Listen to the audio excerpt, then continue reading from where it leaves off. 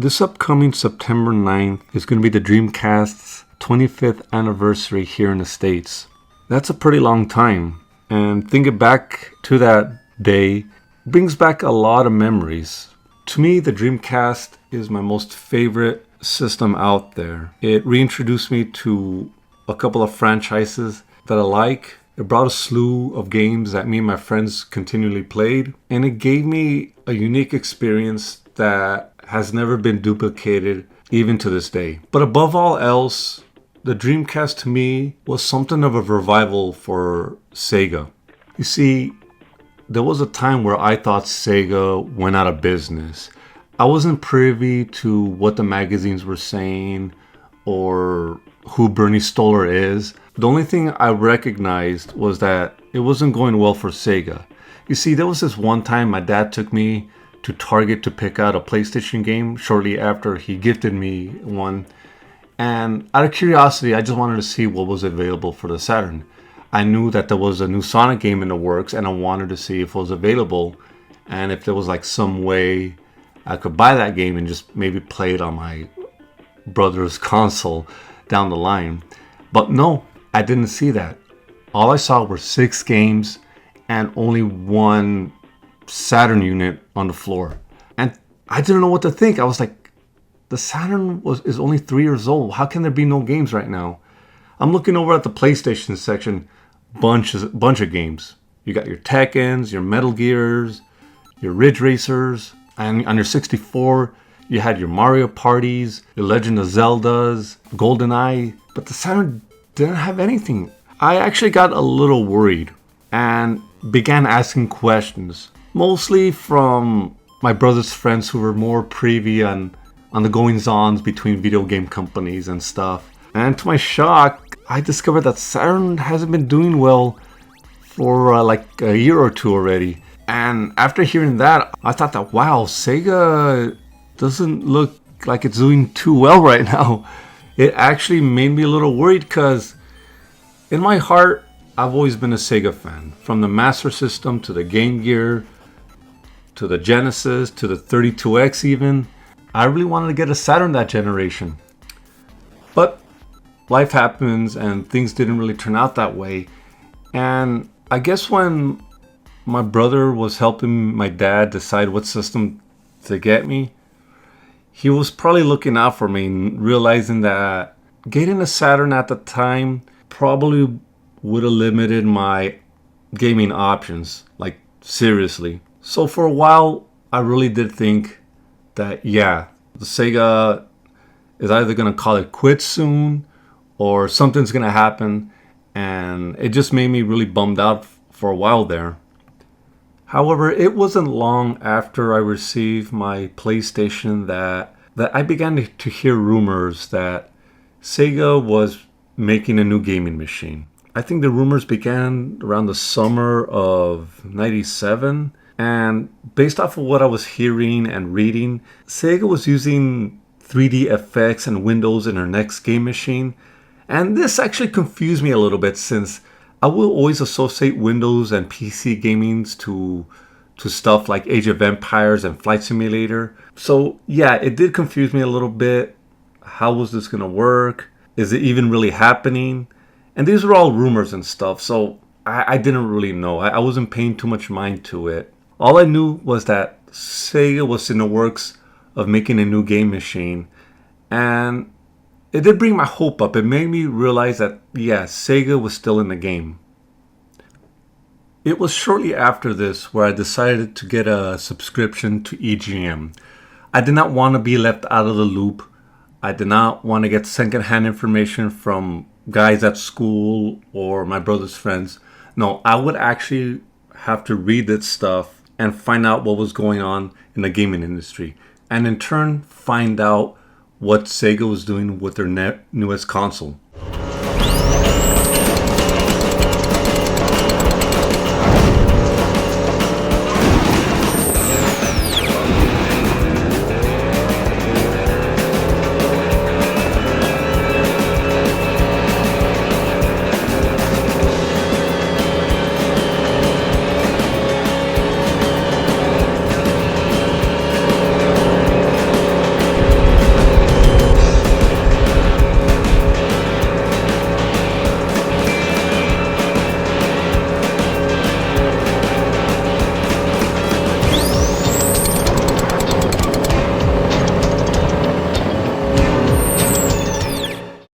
And now that I had a subscription to EGM, I was also getting information from Next Generation and GamePro, and pretty much finding out what Sega was doing, what they had plans for their new system.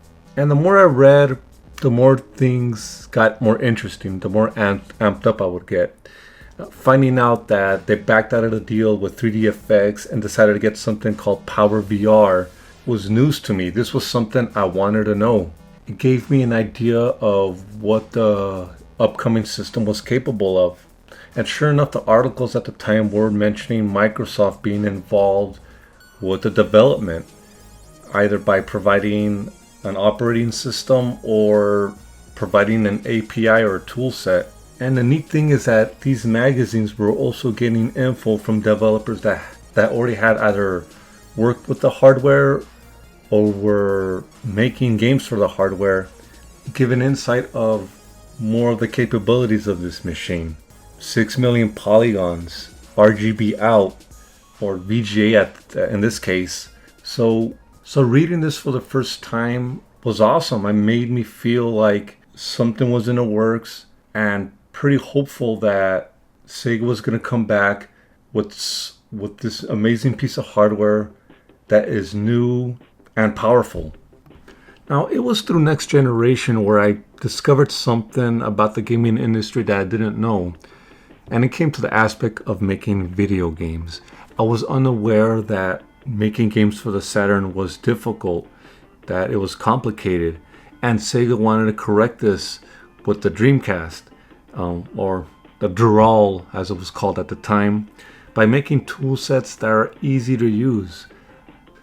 Going into 1998, I read that the project name went from Dural to Kitana, which I don't know why, but that's what happened, and that several third-party companies were actually developing or promised to develop games for the upcoming system. I read that Capcom, Konami, and even Namco were planning to make games for this new machine.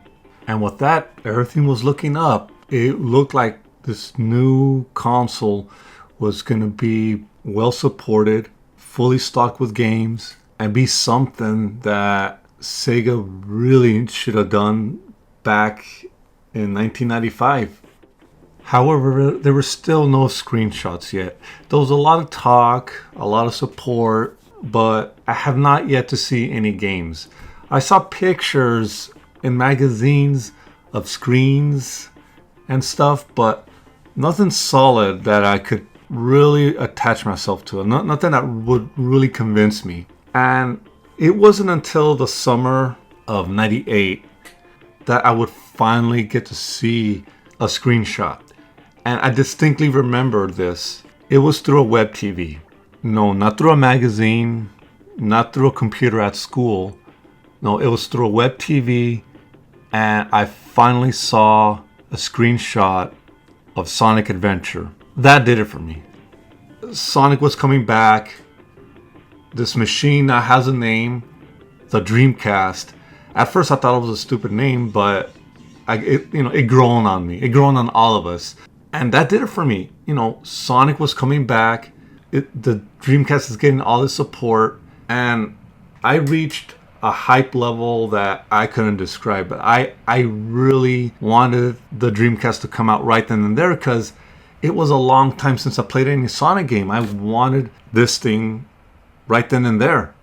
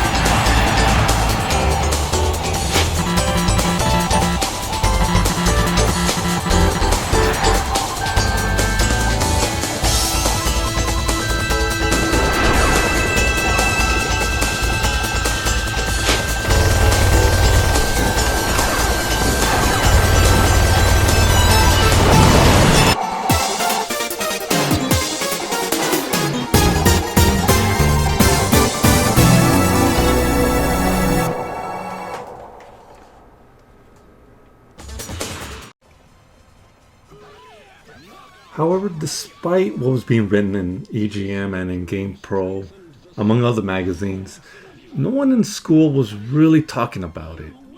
I remember the August 98 issue of GamePro being in the school library, and every kid at school, or every gamer kid at school, would have at least seen an article that was in there. It was 2 full pages describing the Dreamcast and Sega's plans for it. But honestly, no one was really talking about it. I had a group of friends that were gamers, and we would occasionally talk about the 64 and PlayStation, but these guys weren't really talking about Sega all that much. Some of them even believed that Sega was already out of business, and others just didn't really care. They were even saying that they're going to wait for the next PlayStation. Hearing that was a little worrying because the Dreamcast, there was already solid proof that it exists. The next PlayStation, which would eventually be the PS2, were just rumors at that point. Still, I wasn't worrying about anything, and I was only concentrating on setting money aside for the Dreamcast. Albeit, I did a terrible job because I was still throwing money at my PlayStation. There were a lot of good games for that system in both 98 and 99, so it was kind of difficult to set some money aside. But I was doing it one way or another. However, it was really getting difficult to keep my excitement down because soon after the Japanese launch, which was in November, all the gaming magazines, we're talking about GamePro, EGM, Next Gen, Ultra Players, and even some of the video game websites, these guys were constantly showing screenshots of games that were already out. And seeing all these images really hyped me up. Early in 99, I considered importing a Dreamcast unit. My local mom and pop game stores handle that, and I really thought, you know what, maybe I should just get a Dreamcast right now. However, my father intervened. He told me just wait for the actual launch. It'll be worth it. Save your money. And that's what I did. I decided just to wait for the American launch because realistically, the price of importing the unit was more expensive than if I were to wait. However, there was this one situation that really tested my resolve. On my trip to buy Street Fighter Alpha 3 on the PlayStation really tested me. My brother informed me that Alpha 3 was recently released and asked if I wanted to go get it. Me being a fan of Street Fighter, I said yeah, of course. Off we went to get it. But what I saw nearly broke me. Because what I saw when I stepped to my favorite mom and pop game store, over to my right were orange Dreamcast boxes on a top shelf. And right across from there was a kid playing Sonic Adventure on a Dreamcast in this mocked up Sega kiosk. I nearly lost it there. This was the first time I saw an actual Dreamcast connected to a TV and in action, basically. I really wanted it. I really wanted to buy it right then and there. But there were a couple of things. One, they weren't available to buy just yet. They were renting them out. And two, I still did not have enough money to buy an import unit just like that. Still, I stayed maybe a good 10, 12 minutes watching this kid play Sonic Adventure, and I was like, damn, I really would like to play this. I was looking around to see if there was maybe another Dreamcast unit I could play, but nah. And we were short on time, so I couldn't really just wait for the kid to stop playing. So I did the hardest thing that I could do in that situation. I walked past the Dreamcast section, asked for a SFA 3, and then walked out of there. It was tough. I'm not gonna lie, guys. I really wanted to walk out of that place with a Dreamcast, but I didn't. I just held my ground and went ahead and walked away with Street Fighter. Things got more exciting when the first television commercials aired. No joke, these cryptic ads were describing something beyond human understanding, followed by the phrase, "it's thinking." Then for a brief second, the date 9999 flashed on screen. I knew what that meant. And the obvious Sega.com on the bottom of the screen was another indicator of what it was referring to. However, I kind of love and hated these commercials at the time for two different reasons.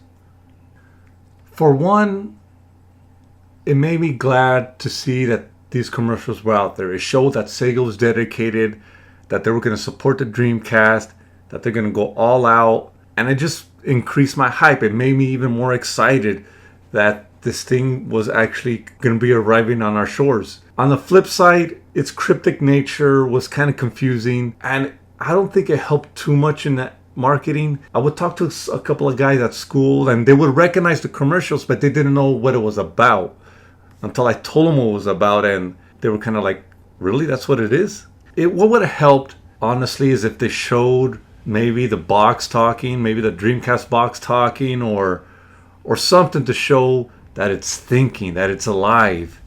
Something along those lines.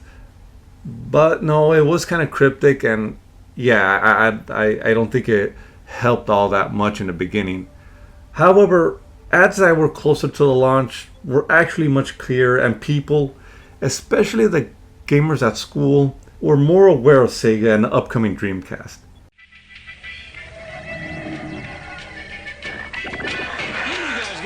Randy, you have no idea how it was back in the Genesis days.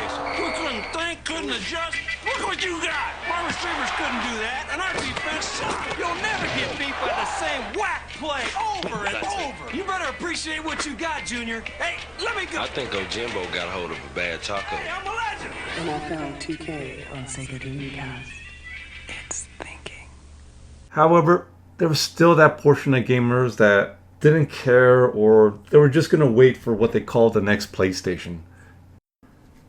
Finally, that day arrived, September 9th, 1999. The first thing I saw that day was the news. There was a story talking about it. They showed footage of Sonic Adventure, among other games, and they finished off the segment with footage of NFL 2K.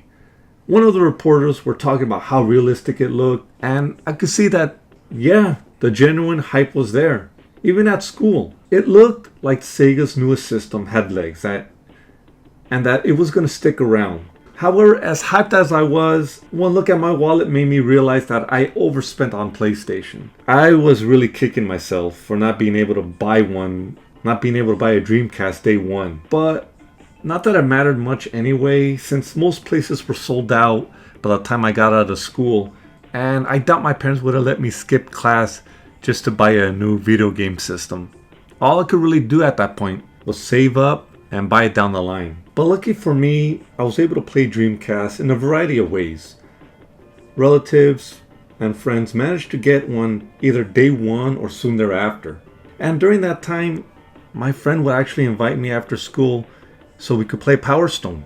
I remember those sessions of constantly fighting each other, seeing who could collect the stones first, and overwhelming each other with our super forms. It was easy to play, and it was so much fun. There was also Marvel vs. Capcom. We both initially played X-Men vs. Street Fighter on the PlayStation and realized how different it was from the arcade. But playing MVC in its completed form on the Dreamcast was like a breath of fresh air, and we had a lot of fun. Switching out characters, tagging each other in and out, playing the crossover battle. It showed us that the Dreamcast was strong enough to do the Marvel vs. Capcom series right. And then finally, Ready to Rumble Boxing. Now this boxing game wasn't as technical as EA's outings, Fight Night or Knockout Kings, but the quirky characters, Michael Buffer, the expression on the characters just made this for an enjoyable time. And I'm kind of sad that Midway didn't continue the series in one way or another. But during those days, we just had fun playing Ready to Rumble Boxing.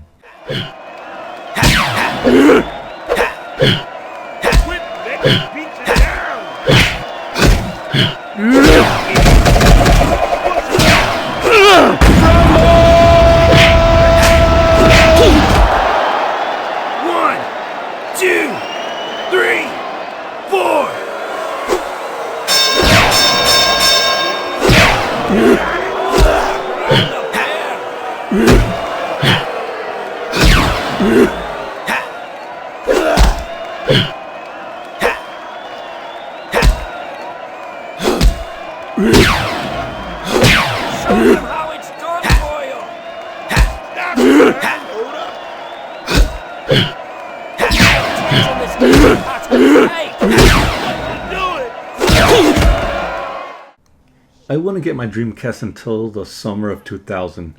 I finally saved enough money to actually go buy one. Interestingly enough though, my brother offered me his for only $100. Now this was before the price cuts. And I pondered this. Because, I wanted to get a new unit. However, the extra $100 I was saving was enough to buy a few more spare games. To me it seemed reasonable, so I went ahead and bought my first Dreamcast for my brother. And I gotta tell you, I never regretted it. I was finally able to invite friends over to play Dreamcast. We continually played Marvel vs. Capcom, started playing Power Stone at my place, and then new games started to arrive. We were introduced to games like Spawn and Demon's Hand, San Francisco Rush, Street Fighter Alpha 3, Street Fighter Third Strike, Marvel vs. Capcom 2. The list just went on, and it was like every week or every second week we would be introduced to a new game and start playing it. But I guess I'm getting ahead of myself. Let me talk a little bit about these games. Spawn and Demon's Hand is basically a run and gun third person arcade style shooter where the objective is to play a stage and fight the boss. Something like a boss rush mode per se. And me and my friends would play co-op all the time. I had loads and loads of fun. San Francisco Rush, of course, I made a review of it, but we had lots of fun in the multiplayer net, either racing or battling each other in the battle mode. And then Marvel vs. Capcom 2. What can I say about this game? 56 playable characters, huge roster, super combos at the wazoo. Just mix and matching was fun. Now, mind you, we weren't professional FGC players, no. We're just 2 guys, 3 guys, eventually 4 guys, having fun playing an arcade fighter of that caliber. However, nowadays people kind of take that kind of mashup for granted considering how many times MVC2 was released. But at the time it was unique, and having it at your home was totally awesome. And that's the one thing Sega did for me in a way, was actually bring the arcade home. As I mentioned before in one of my previous videos, the local arcade place I would go to shut down. They went out of business, they moved, they were gone. So hearing about these arcade games that I had no access to felt like I was missing out. But sure enough, as soon as I started playing Third Strike, Capcom vs. SNK 2, King of Fighters, all that stuff that I was missing out on was finally available again.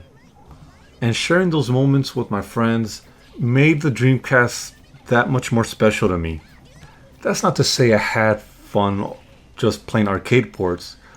I have to point out that Sonic Adventure was probably one of my most favorite games on the platform. Hands down. I'm not gonna lie to you and say it was a perfect game because it has its share of problems, but this was a game that I've been waiting for a long time. And finally being able to play as Sonic, running through Wind Valley, exploring Mystic Ruins was a great experience that I have not seen yet up until that point. Crazy Taxi is another single player game. Yes, I know, it's another arcade experience, but it's a good one. I played this game in the arcade one time, like at a pizza joint, and never touched it again because, well, it was kind of hard. But finally having it at home, picking up passengers, driving through traffic, jumping over other cars, taking them to their destinations, whether it be a KFC, Levi's, or Tower Records, and that music, it was totally awesome. It definitely encapsulated how the 90s felt at that time. And it's a memorable experience that I don't think could ever be replicated ever again. I'm just glad to be able to go back to this game again and again. And I guess I could just go on, talk about game after game after game. But once I got my Dreamcast, I saw video games in a whole new light. I finally was able to understand kind of how the industry worked and the kind of effort that went into making a console, making a game, and then putting that out to market. All the magazines I read whether it be Next Gen, EGM, or GamePro, really gave insight into matters like that. And it was with the Dreamcast where I kind of saw the beginning, the middle, and eventually the end of a console's life. Anyway, let's go ahead and finish off this video. And there you have it, guys. My remembrance of the Sega Dreamcast. This is my most favorite console of all time. It brings back a lot of good memories I had with my friends, reading about it in magazines, looking to see what was going to come out each and every month, and the variety of EGM, GamePro, and Next Gen magazines that I would like get in the mail and read. I just love this thing. Those memories that are 25 years old now at this point, but those memories always bring a smile to my face. And it's because the games were there. Like every Dreamcast game I've ever played was of high quality and was fun. They were fun. Sega got it right with this thing. And let me tell you guys this. Get yourself one. Get yourself a Dreamcast. Not my Dreamcast, but get yourself one, because trust me when I say this, I'm pretty sure there's a game out there on the Dreamcast just for you. You will not regret it. Especially if you're into fighting games. You're definitely gonna find something on the Sega Dreamcast. Now, prices vary. You could probably find a broken unit for pretty cheap, stick an ODE, and play your games that way. Or you could find a pretty pristine, working one for around $150. But with that said, yeah, you won't regret it. Repeating myself. Anyway, this was Knockout 21. Please comment, rate, and subscribe. And like always, have a good one. Take care, you guys.